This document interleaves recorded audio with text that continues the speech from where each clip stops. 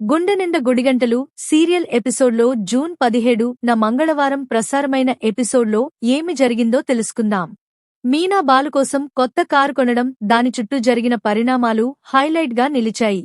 పూలకొట్టు లాభాలతో మీనా బాలుకు 10 లక్షల విలువైన కారును కొనేసుకుంది.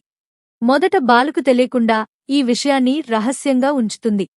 ఆటో డ్రైవర్గా బాలును తక్కువ చేయకూడదనే ఉద్దేశంతోనే ఈ కారు కొన్నానని మీనా చెప్పడంతో బాలు భావోద్వేగానికి గురవుతాడు. పూజారి సమక్షంలో బాలు కారు యజమాని అని, మీనా తనకోసమే కొనిందని తెలియడంతో బాలు చాలా సంతోషిస్తాడు. మీనా బాలును అత్తగారి ఇంటి దగ్గర దించమని కోరగా బాలు మాటలు రానంత సంతోషంగా ఉన్నానని చెబుతాడు. మీనా జడలో మల్లెపూలు పెట్టి పల్లెపూల మధ్య విరిసిన రోజా పువ్వులా ఉన్నావు అని బాలు పొగుడుతాడు.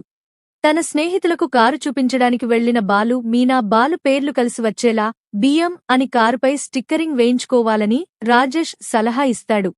ఈ ఆలోచనలు బాలు మెచ్చుకుంటాడు. మరోవైపు ప్రభావతిని మంచి చేసుకునే ప్రయత్నంలో భాగంగా రోహిణి మలేషియా నుంచి తన మావయ్య అత్తయ్య పంపిన చీరను బహుమతిగా ఇస్తుంది.